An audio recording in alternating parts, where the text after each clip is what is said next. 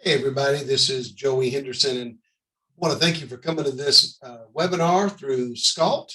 And today we're going to be talking about the thermostatic expansion valve and the electronic expansion valve operating troubleshooting made simple. I hope you enjoy the presentation, and I'm going to start sharing this here with you.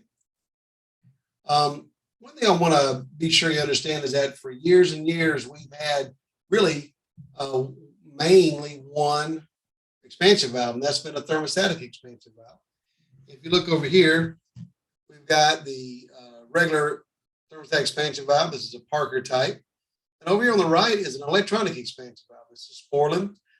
Manufacturers make different types of valves, different designs, and today we're going to look at those and primarily focus on residential thermostatic expansion valve and electronic expansion valve. And I'm going to be presenting this for you. This is HVAC Consulting Services, helping you achieve your HVAC excellence. I do consult for other companies. I also will do training. So if you need anything, you just let me know.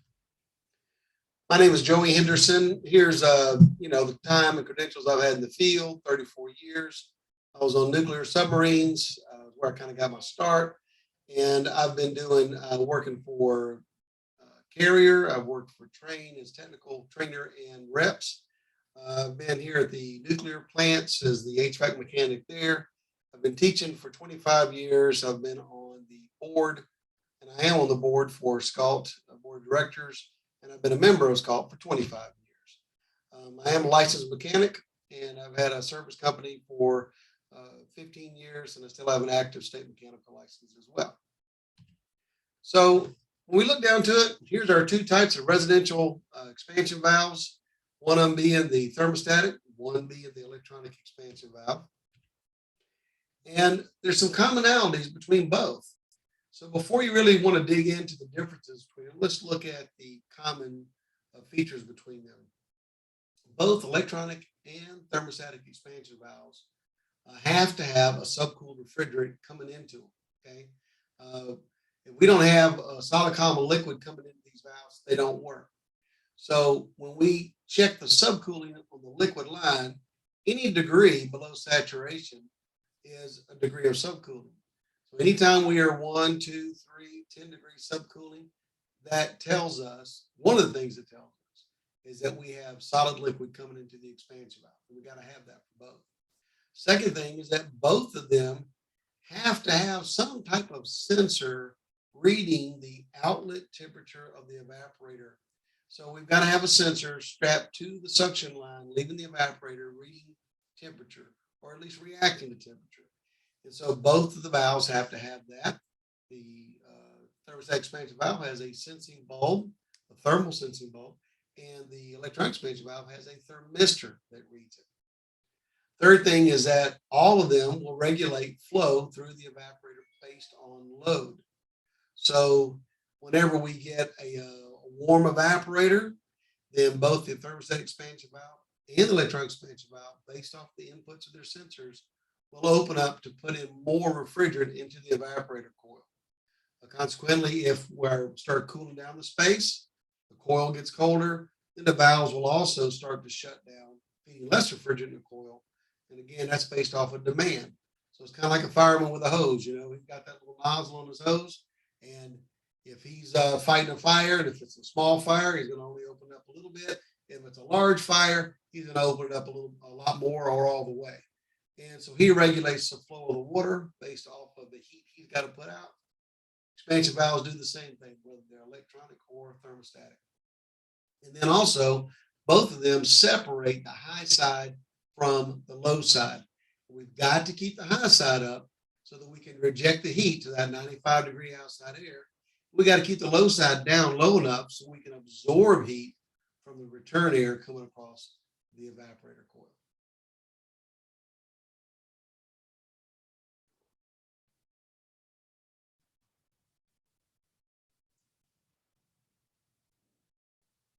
Air.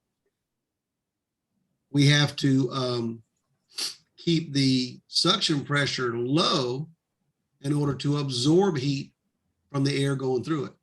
So it's very important that we regulate the high pressure and the low pressure. And with monitoring, we monitor the subcooling as technicians. The valve monitors the superheat. Together, we've got a good capacity going on. Now let's look at the next slide here. We're going to talk about the refrigeration cycle. I'm going to try to keep it very simple, very basic.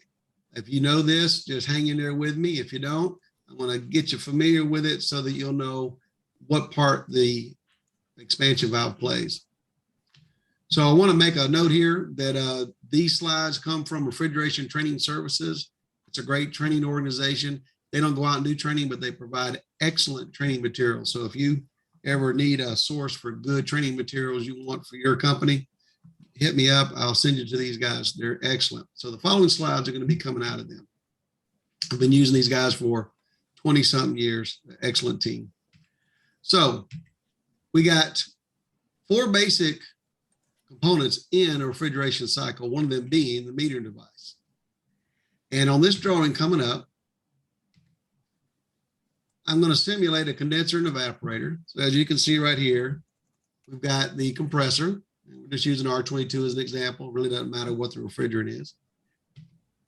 And we're going to be talking about sensible heat, latent heat, saturation. This is what goes on in a refrigeration cycle all the time when this unit opens up. So we've got on the left here, on the right here, we've got our return air going across the evaporator coil. We're going to have our outside ambient air going across the condenser.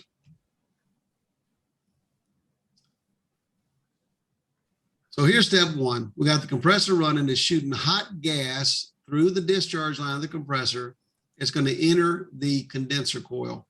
Now remember, in our residential setup, the compressor and the condenser coil and the fan are all together in one location, right? One unit, condensing unit. But inside there, we've got this happening. So the compressor shoots hot gas, high pressure, superheated gas into the condenser. Then as we're blowing that 95-degree air across the condenser, we're going to cool off the refrigerant. Now, the way we do that is we have to keep the high pressure up, like I was talking about earlier, so that we'll keep the temperature in this example in the condenser at about 125 degrees. That way, 95-degree air can actually cool off the condenser and get the heat out of the refrigerant. As it does that, if you look right here, notice that we're going from a hot gas inside the condenser, and as we're cooling it down, it now turns into a liquid. It's not a subcooled liquid yet. It is still 278 psig at 125 degrees, okay? Same as it was when it entered. Right now, we're in a saturated state.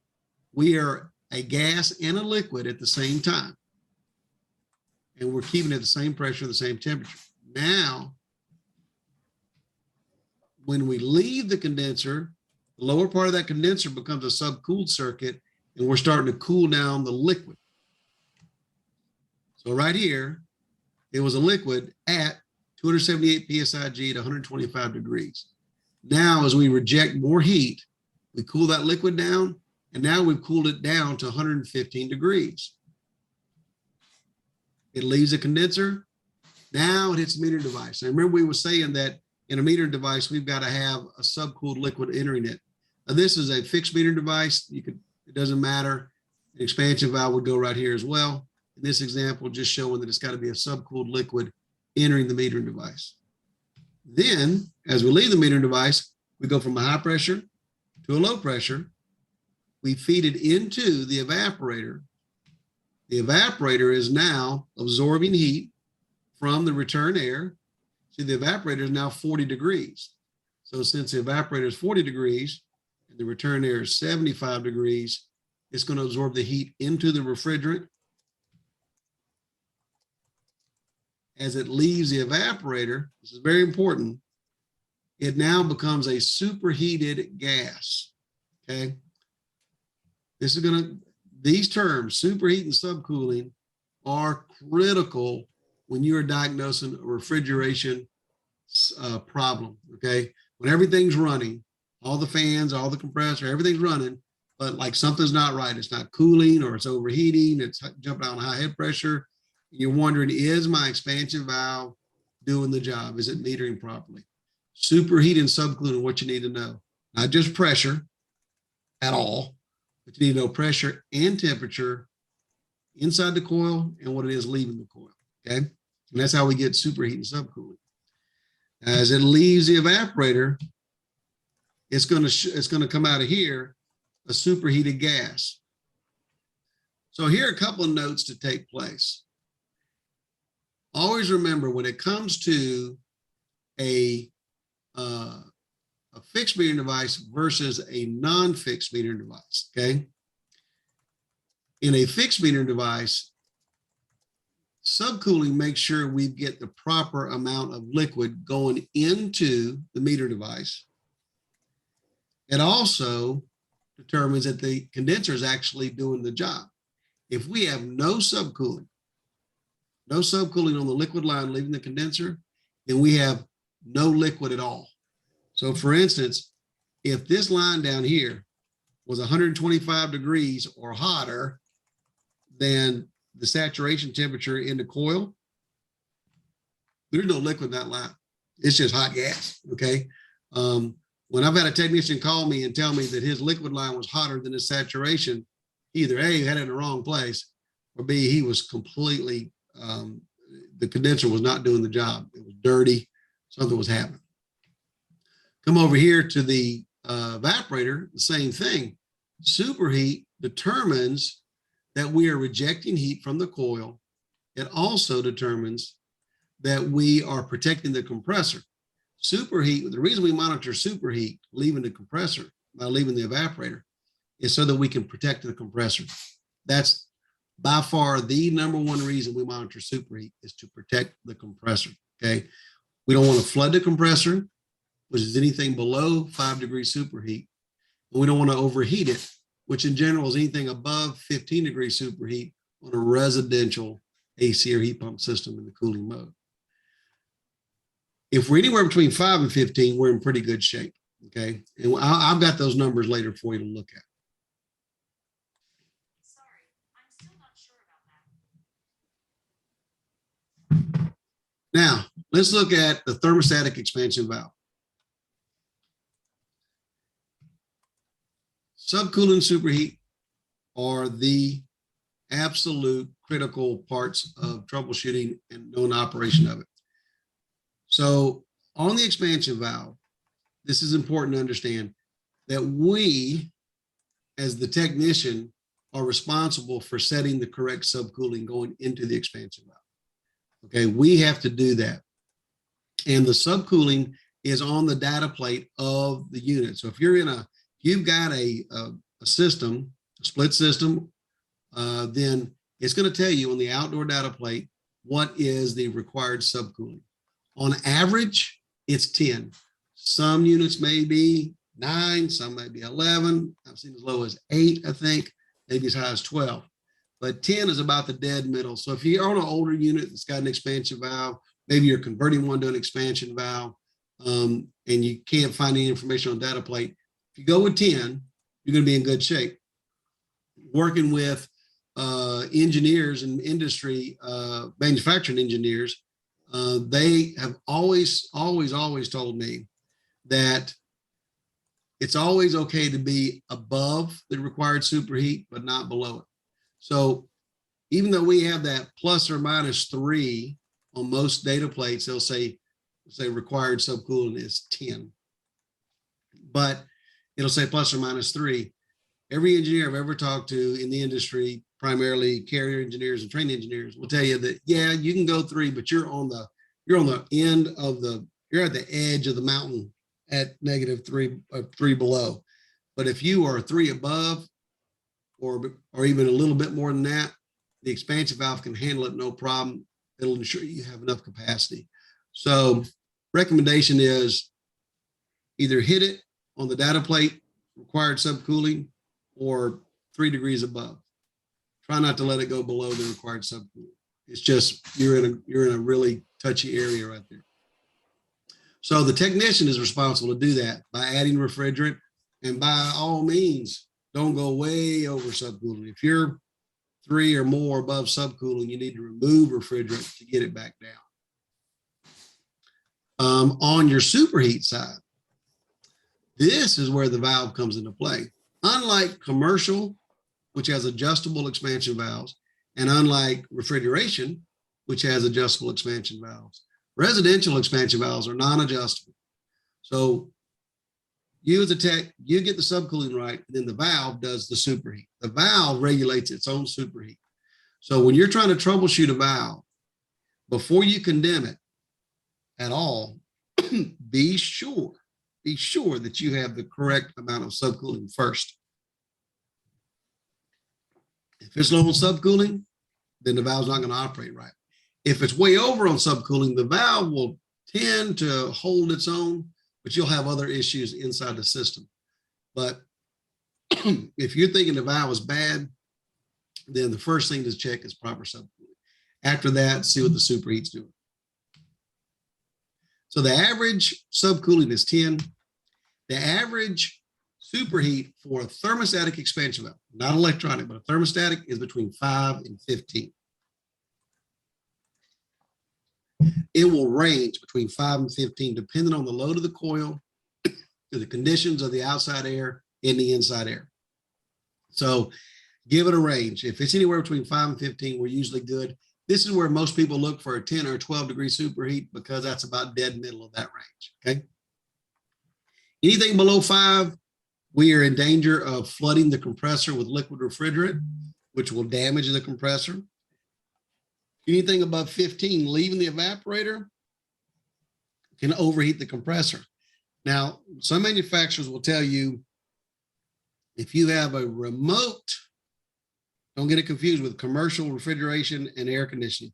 If you have a remote condenser or you have a remote compressor unit, then they'll give you up to a 20 degree superheat at the compressor. But in residential, it's all right there. So that's why we say, unless you get some really, really long line sets, let's shoot for a 15 degree superheat at most, okay? If you ever have any questions on if you got a system that's out of, let's say, a 50-foot line set, always go back to the manufacturer to see what they give you. Now, the next thing I want to talk about, the primary operation of an expansion valve. On an expansion valve itself, and that's a thermostatic expansion valve. Like I said, we're going to maintain that 5 to 15 degree superheat. And we want to look at what actually pushes that valve open. This is very important on troubleshooting. The bulb pressure of a thermostatic expansion valve is what pushes it open.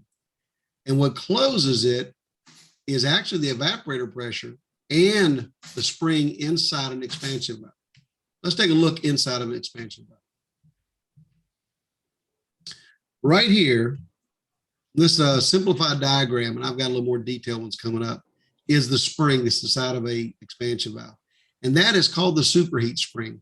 It's a fixed tension from the manufacturer. You can't increase it or decrease it in a residential. It's good to go. That is what primarily determines what superheat this expansion valve is going to maintain right out of the box, okay? Then here we've got what's called the orifices. This is where the refrigerant flows into the valve, through the orifice and into the system. Up top here is the diaphragm. It sits on top of the expansion valve. And here's a sensing bulb sensor line going all the way over here to the sensing bulb itself. So here's a brief review of how this works. The sensing bulb itself, it's either gas filled or it's liquid filled. The suggestion is always to assume that this has a liquid refrigerant in there that is supposed to be the same, or a liquid type of refrigerant that will react to temperature the same as the refrigerant that's in the system, okay? So for instance, if this evaporator right here is running at 40 degrees, and as it leaves the evaporator, it picks up 10 degrees on the suction line, then that 10 degrees equates to 84 PSIG on a pressure temperature chart.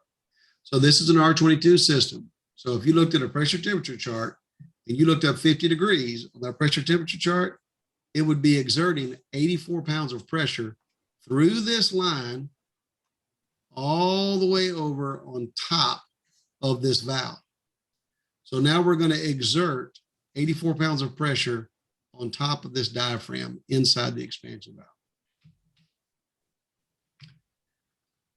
All right, so that's the opening force. That is the primary opening force of an expansion valve. There is a very, very minor secondary opening force that hardly ever gets talked about, but I do want to mention it. It is the liquid pressure coming into the valve. And if you're at an extremely high ambient temperature, let's say you're 95 degrees is designed, okay? So if you're in like 105 degree temperature outside, then you could potentially force that valve to overfeed. If you've got a really dirty condenser and it's running a super high head pressure, you could force that valve to overfeed. The way to get around that is called a balance port TXV. And a balance port expansion valve will compensate for that extra load coming from a super high head pressure. Most manufacturers in your higher end models have a built-in balance port expansion valve already. Okay, so most of the time you're clear on that. But if you're ever in a situation and you're like, man, why is this thing, I just can't get the superheat right, or you're thinking you're overcharging it, note, if you're in a high ambient or you're running a really high head because of dirty coil, that could be your problem. All right, so back here to this. Our opening force is our sensing bulb primarily, okay? And it's exerting 84 pounds of pressure on top of that diaphragm. Now, the evaporator is a secondary closing force, and the spring pressure is the primary closing force. But the two together is what's going to be pushing up against that diaphragm. So whatever pressure is going on in the evaporator, combined with the spring pressure that's built into the expansion valve, is what's going to be trying to close this needle seat back in that orifice and shut the flow off. What you have going on here is what's called an equilibrium. In this particular state, you look right here, whoop, hey, I'm just, all right. In this particular state, as you can see, the closing force, the opening force right here, 84 psig, is now counteropposed with 69 psig, which is what the pressure is from the evaporator at 40 degrees, plus the spring pressure. And at that point, you look over here on the right, and it's got 10 degrees of 10 degrees of subcooling. See, it's 40 degrees right here in the evaporator. But as the refrigerant left the evaporator, it absorbed 10 degrees more temperature. That means we've got 10 degrees of superheat. That tells us that our evaporator is absorbing heat like it should. That tells us our metering device is working like it should. And also tells us that we're going to protect our compressor, because in this scenario, we are between that 5 and 15 degree range. The reason we want to dig into this a little bit more detail is so that you understand that if you've got an evaporator, and let's say it's a really hot in the house, the unit's been off for a couple of days, you've been working on it, it's hot and it's humid in the house, realize that that evaporator is going to be exerting more pressure on the expansion valve. The good news is this, is that as an expansion valve monitors the temperature leaving the coil, if we got a lot of heat in this coil, let's say it's running at 50 degrees, then the expansion valve is going to sense that increase of temperature leaving the evaporator. That's going to increase the pressure inside the bulb, which is going to increase the pressure on the diaphragm, which is going to push this open. See these two yellow lines right here? That's exerting force down on this plate, which pushes it open. He's just talking. I'm just. Oh, I don't want to get into this with you. Do we have a Actually, question? I found something that I think we might have. Hey, Jackie, we can hear I'm you. just trying to find everything. Jackie, I'll let you you need know to mute after your. all. Hey, Jackie? Jackie. Sorry, guys. Let me do something here on the chat. Let's see.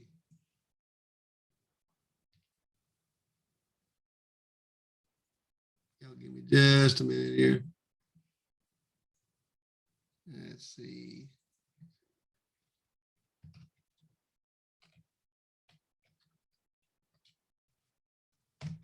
All right, just sent some to Jackie. All right. Well, while we're out for just a minute, do I have any questions at this point? Because I know I've been feeding a lot of information to you. We're good? Okay, here we go.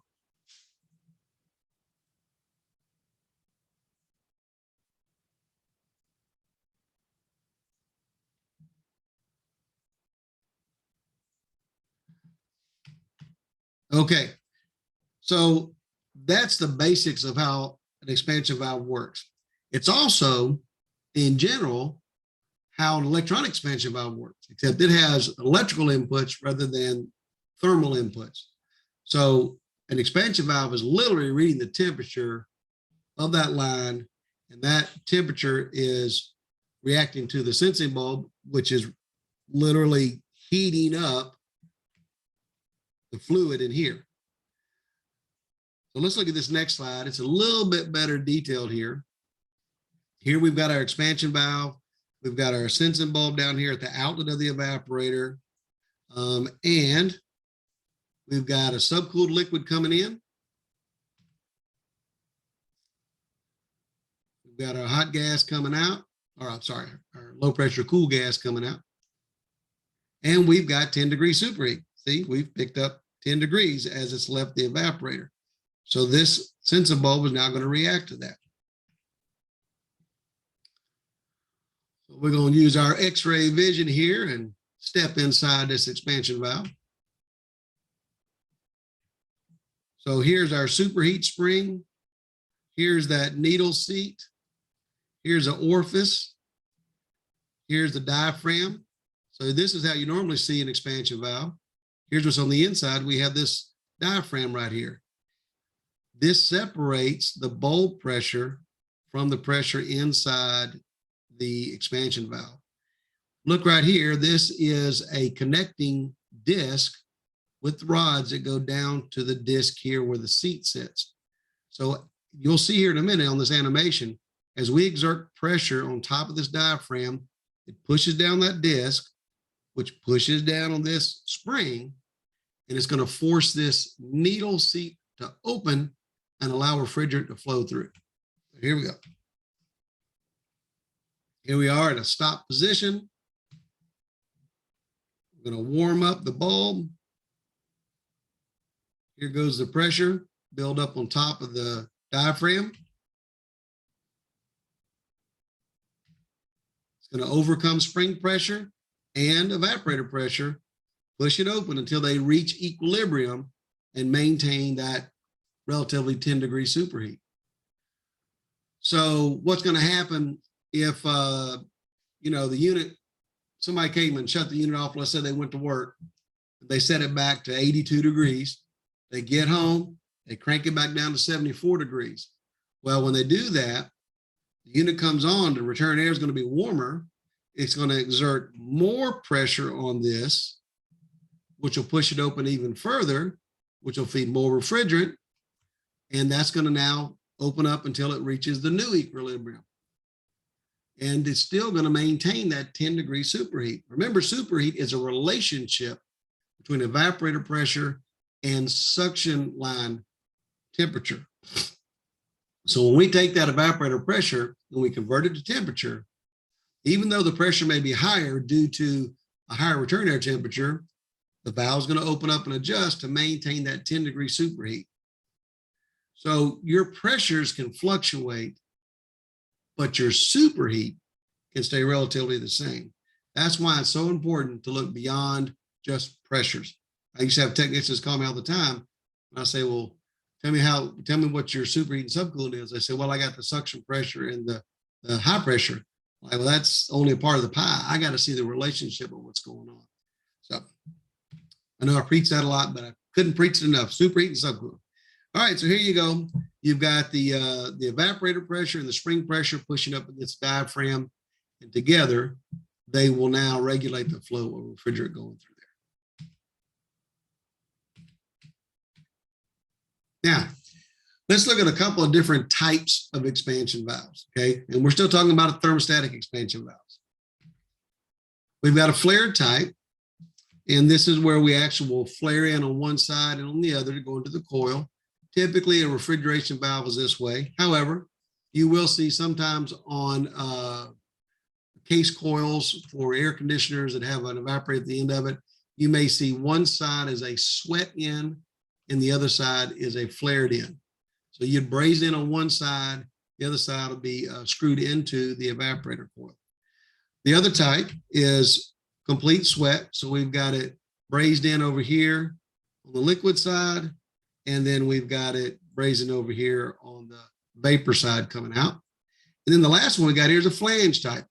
That's typically on a commercial refrigeration system. I just want to show it to you. But here's the real critical piece I want you to pay attention to, is this little stub out right there. That is a stub out for an external equalizer. Very important, very critical, very common. We're going to talk about that here in a minute. And this has got the same thing. So an external equalizer can be either flared in, as it shows on the flared valve, but also you'll see them sometimes on a sweat in, okay? But anytime you see that little tube coming out the side body of the expansion valve, it is an external equalizer. We're going to talk about that because that's the most common one you're going to see. An internal equalizer expansion valve is good for a small circuited system, not one with big multi-circuits, such as a residential AC or heat pump system. You might see a internal equalizer expansion valve on a window unit, possibly maybe a small PTAC unit, but that's about it, okay? Other than that, we're going to have external equalizers. So let's talk about an external equalizer and its purpose. When you are on a multi-circuited evaporator, and the way you'll know that is it's going to have this little header coming out of it. And if anybody's opened up, an evaporator, you're going to see it's got the meter device, the expansion valve, and immediately it's got this distributor head right here with a whole bunch of tubes coming out of it. Those tubes feed multiple circuits at one time. So you got an evaporator coil that's got an equal amount of refrigerant flowing through it. There's a whole other reason behind these two, but in a nutshell, that's why. If not, we'd have to have an evaporator that'd be 5 foot by 5 foot. They just collapse it down and we have multiple circuits. So with that said, what happens is this: as a liquid refrigerant flows through the meter device and it goes inside this distributor head, the refrigerant backs up.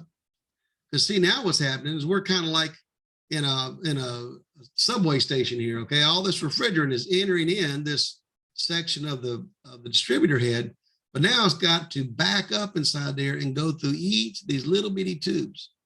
So as it's doing that, we're building up pressure in this distributor head. Now think about it.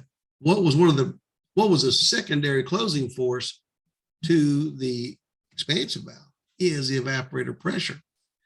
Well, if we've got more pressure inside the distributor head than we do in the evaporator, we're not going to open up at all. So take a look at this. Okay. Normally, when everything's working right, you're going to hold about a 40-degree evaporator temperature all the time, whether it's R22, 410A. If it's a medium temp air conditioning situation, i.e. a residential air conditioning, on average, we're targeting about a 40 to 50-degree evaporator, okay? And the expansion valve has to work off of that. Well, if you look right here, inside this distributor tube, we got a backup refrigerant. It's reading 70 PSIG. Should be reading 40, okay, because the evaporator needs to run at 40. Well, here's the problem.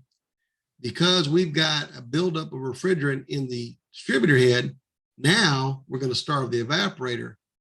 And now we're only going to get about 40, 35 degree PSIG in the evaporator. Take a look at this.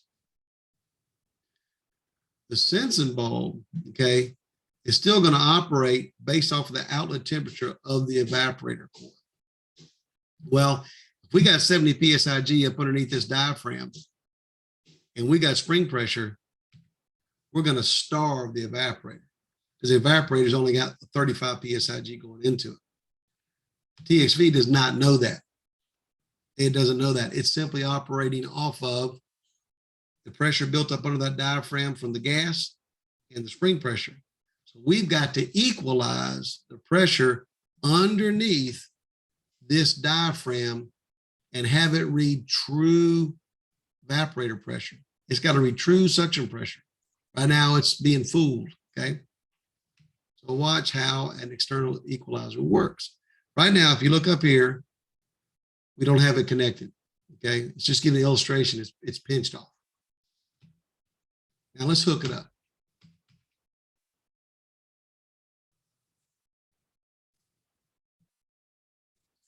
Now we're going to install the external equalizer. Now notice that we no longer have a pathway from the distributor head to underneath the expansion valve. So when you have an expansion valve that is a dedicated external equalizer, they've cut off on the inside that path. Instead, they now open up a pathway through the tube to read true suction pressure. So now we're going to read what the true suction pressure is in the evaporator underneath the power head, and it's now going to operate correctly. We've now equalized the pressures. And it's going to flow properly. Everything's right.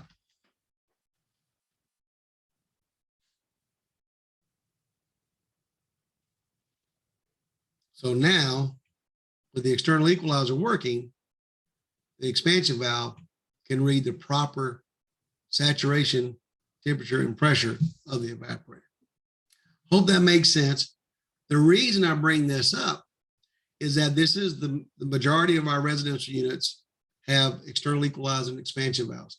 And if this equalizer gets plugged up, if it gets stopped up, if it breaks, of course, if it breaks, you'll lose the charge anyway, the expansion valve won't work, okay? You won't have a closing force. So sometimes what'll happen is that if that gets plugged up, then it will not open, it won't close off, okay? And so your valve is going to be hunting. It'll hunt, it'll close down, get a superheat, a really high superheat. I got a list coming up where you can actually check that out, but it's very important. Also, the location of it can vary. As you can see in this illustration, it's after the sensing bulb. There's a lot of manufacturers that put it before the sensing bulb. So just go where the manufacturer has it already designed to be.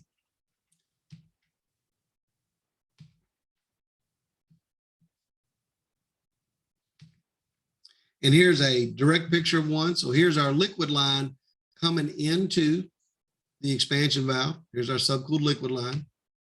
And then here's the equalizer line. Okay, so look right here, it ties into the common suction line leaving the evaporator coil. And then as we go, we've got our distributor head. So here's a distributor right here, and it's feeding refrigerant into each of the circuits. Some people get this confused for capillary tubes, but these are not. These are just distributors. This is the meter device right here. Here's the power head, and here's the sensing bulb, and it goes out of the cabinet, and it's right there. You might not can see it, but it's strapped to the common suction line leaving the evaporator. Now let's talk about that sensing bulb. Location, location, location, and how it's strapped is everything, okay? So here's the sensing bulb. Here's the power head. So a lot of times we talk about the power head, and we're talking about the diaphragm with the sensing bulb, okay?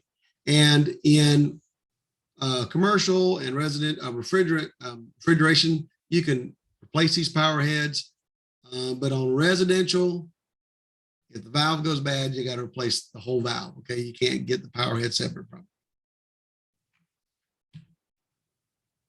Now let's look at where do we place the sensing bulb. It is really, really important. If the tubing, the suction line tubing is 7/8 of an inch or less, okay, 7/8 of an inch or less, you really want to do it at 4 o'clock or 8 o'clock. Okay. I always said that's Mickey Mouse on his head. For those of you who even remember who Mickey Mouse is. All right. But it's the sensor bulb goes at 4 o'clock or 8 o'clock.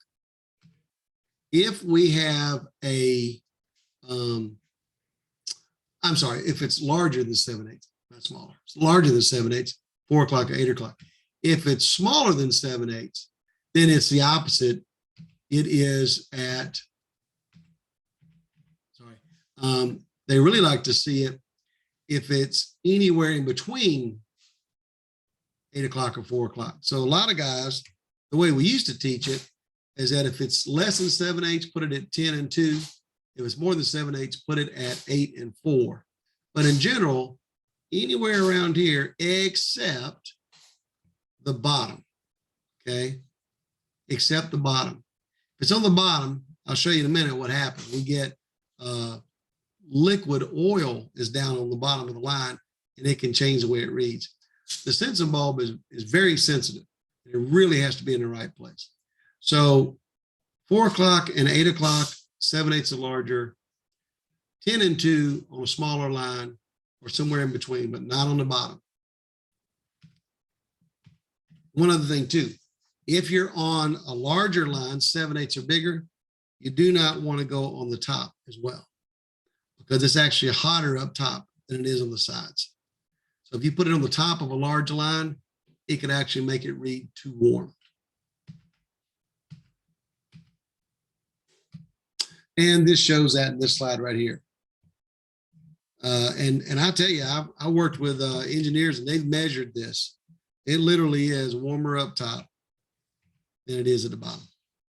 On the bottom, it's got oil down there in the suction line. At the top, it's got the heat. So put it on the side. Now we're talking about, just to understand, we're talking about a horizontal line, not a vertical line. Horizontal line. Vertical is a little different.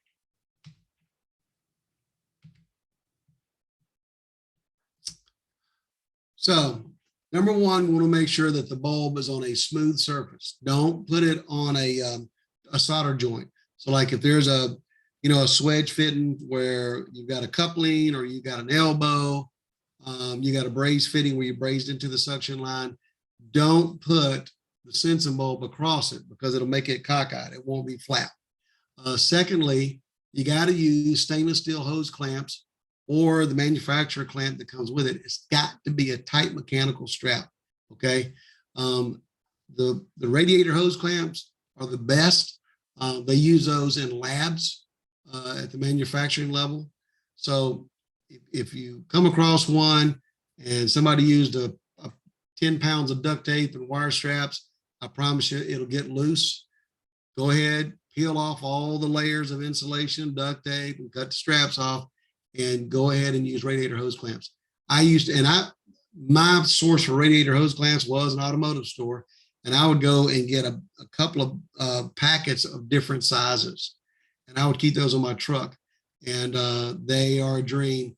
I have fixed so many expansion valve problems, compressor failure problems, non-cooling problems by going straight. And this is true for commercial, residential, refrigeration. First, I would go straight to the sensing bulb, and it'll be on that suction line. You look over there and it looks like it's all insulated. You go grab it.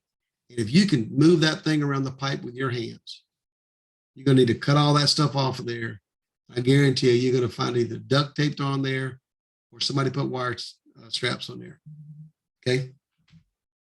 And here's our good picture of good and bad. Okay. We've got a big old gap there. That will cause it not to read properly. Here is nice and flat, clean surface.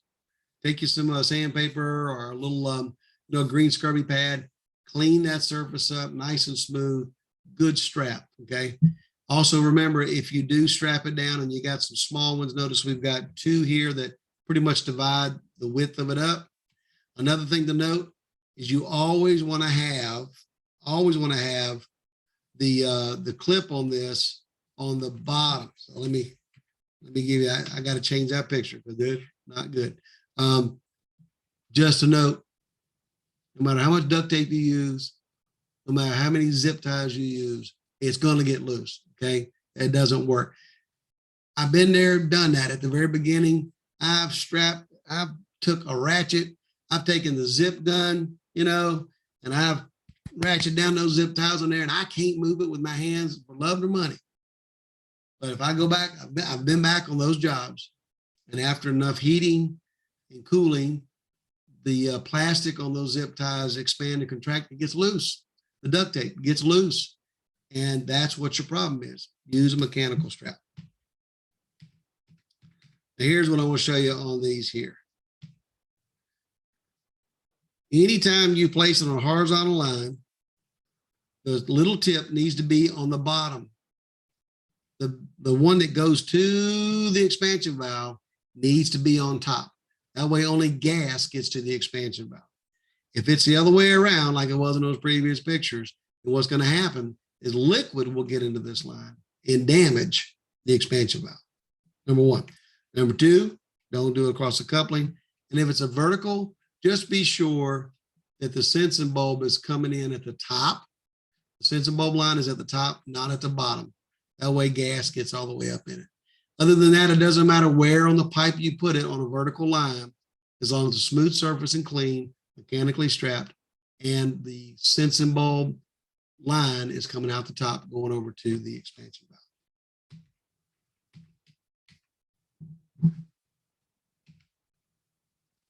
Okay, this is a list that explains what it calls high superheat and what it calls low superheat. I've got it broken down into the cause and the result of what will happen.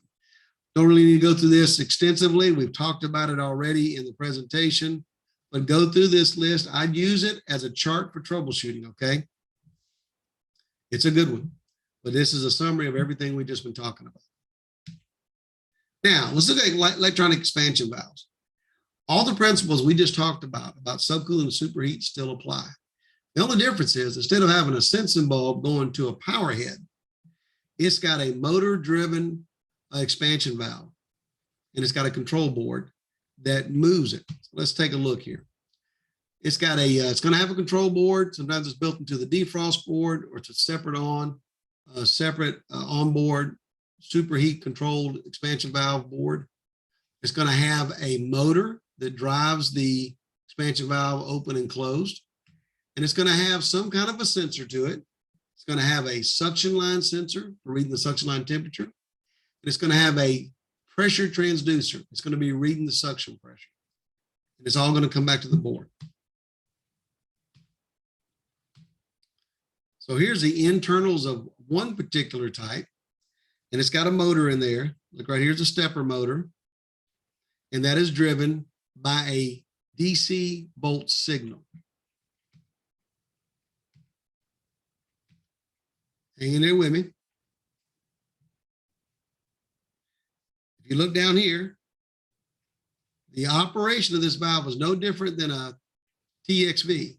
We got liquid refrigerant coming in. It's got to go through the needle seat and go out into the evaporator. The only difference is instead of being driven by a thermal expansion valve bulb with a diaphragm, we are now opening and closing this with a motor.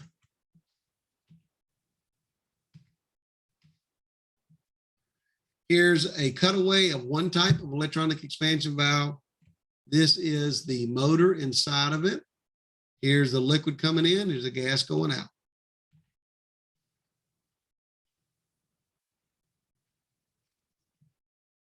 Principle still the same. We're having to meter refrigerant into the evaporator coil. Now this is a very typical valve.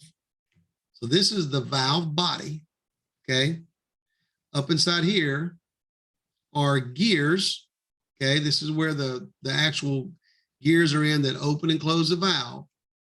And then what sits on top of that is this magnetic coil, okay? This magnetic coil slides on top of here, and it will actually open and close the valve through a magnetic signal. The nice thing about this is that if that magnetic coil fails, then all you got to do is just pull it off the top and put it back on a new one. You don't have to remove the refrigerant. You don't have to change the valve out, okay? That's the very nice thing about it. If the valve gets stopped up, then you can take off that head, that solenoid, and then just change the valve. So it's a little bit more maintenance free on that aspect of it. And here's a cutaway of that solenoid sliding over the gears of the valve, okay? What you need to know is that this electron expansion valve is extremely precise, way more precise than a thermostatic expansion valve. And it will maintain the superheat so much better than a thermostatic expansion valve. If you look over here on the note, we've got almost 2,000 steps this can use to actually control, okay? It will maintain a constant 6 to 9 degree superheat. Joey, can I interrupt you right here? Yeah, sure can. It's 12:59, Okay, and so we just have a few more minutes. And All I right. also need everyone to let me know that they're still participating if they would like to receive the CE credit. I've sent 2 messages out, so I need them to either send a chat or raise their hand. Thank you. okay. And guys, we don't have much further to go here. This expansion valve, the electron expansion valve, it's got 2 sensors that it reads. It's going to read a thermistor for suction line temperature. And the manufacturer will give you a chart of temperature versus DC volts, okay? Also, as a technician, you have got to get the little skinny needle lead adapters for your meter. You cannot stick your big old fat meter leads into these things and check them. You'll damage the plugs, okay? Not even a paper clip will get inside these things anymore. So just, you can go to you can go to our local distributors, go to Amazon and get a kit, and it's going to have adapters for your meter leads, and you want the needle leads that go inside these guys. You're going to need them for mini splits as well, so you might as well get them. This is the pressure transducer, and this reads the pressure of the suction line. So now we're reading suction line pressure, reading suction line temperature in the evaporator. We now know what superheat is, okay? If you want to check the pressure transducer, then you're going to have a chart that's going to give you DC volts versus pressure. You'll have a gauge on it. You'll see what the gauge pressure is. You'll line that up with what DC volts you should be reading, and you'll check that DC volts. Some manufacturers will let you check that on the control board without you having to unplug your sensors.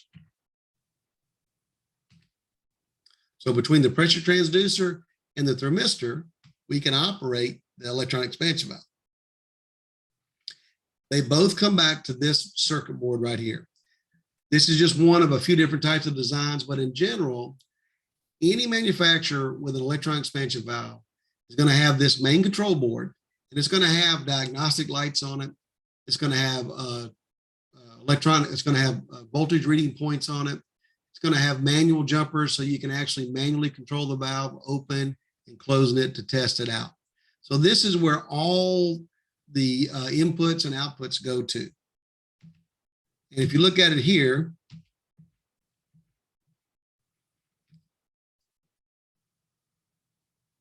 here is where your pressure transducer ties into it. Your temperature sensor ties into it.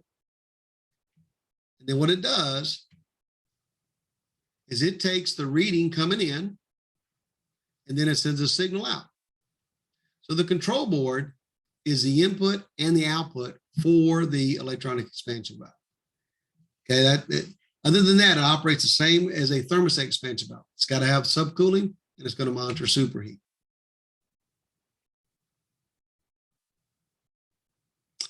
Now, I wanted to show you this in just a little bit more of an elaborated picture. Here we've got the control board. Here we've got our sensors. So our pressure sensor is sending a signal back to the control board. Our thermistor is sending back a temperature to the control board. When it reads those two, it then sends a signal out to the electron expansion valve to open or close to maintain the required superheat. The engineeringmindset.com website, YouTube, I should say, is phenomenal. It's got all kinds of cool stuff. It's got a great video of how electronic expansion valve works if you want to dig a little bit deeper into it. Here's another list of things that can go wrong with electronic expansion valve. A lot of them are very similar to the thermostatic, except, now you may have a failed sensor. You may have a failed pressure transducer. And if the way to check those is each manufacturer has their own charts, and you'll go and check that against DC volts versus pressure and temperature. Other than that, don't forget, low airflow across an evaporator coil will cause both a thermostatic expansion valve and an electronic expansion valve to prematurely shut down, because low airflow across the coil makes that coil cold. And if it gets cold, then that's going to cause the expansion valves to think there's no load on it, and they will shut down. So when you've got an expansion valve that's shutting down on you, don't condemn it. See if you've got low airflow across the coil. If you do, dirty filters, dirty evaporators, the duct system may be your problem, then fix that airflow problem first. If you change that expansion valve and you got the same problem happening again, it's not the valve. 9 out of 10 times, it's low airflow. And just to reiterate, just like a thermostatic expansion valve, you can just take this picture and stick an electronic expansion valve, and these statements are still true for it. The only difference is this: we still maintain about a 10 degrees subcooling, but electronic expansion valve will be designed to hold between 6 and 9 superheat, lower superheat, and very steady, very, very steady. Manufacturers say some of them will design it for a 9, some a 6. You find out which one your manufacturer is maintaining, but that EEV, it's rock steady. It does not have really a range. It's going to be dead on whatever they design it. When I write down the average between 6 and 9, that's not a range. That just means that some manufacturers set it for 6, some 9, somewhere in between. Okay. Other than that, it holds it steady. They're very good and they're very reliable. So that is the end of the presentation. Sorry I went a little over, but I hope everybody got a lot out of it. Do we have any questions for me? Any questions at all? Joey, thank you so much. And to the attendees, Joey gave you his email address in the beginning, and you can certainly reach out to us and we can put you in touch with Joey if you do have any other questions. Thank you so much, everyone, for giving us your time and attention today. And would like to bring to your attention that our next webinar will be on, here we go, September 22nd. And that will be on airflow measure and diagnostics made simple. So I'll give you guys a summer off. I know it was pushing it for today, but thank you very much. And Joey, we certainly appreciate it. And everyone, do enjoy your day. Thank y'all. Take care.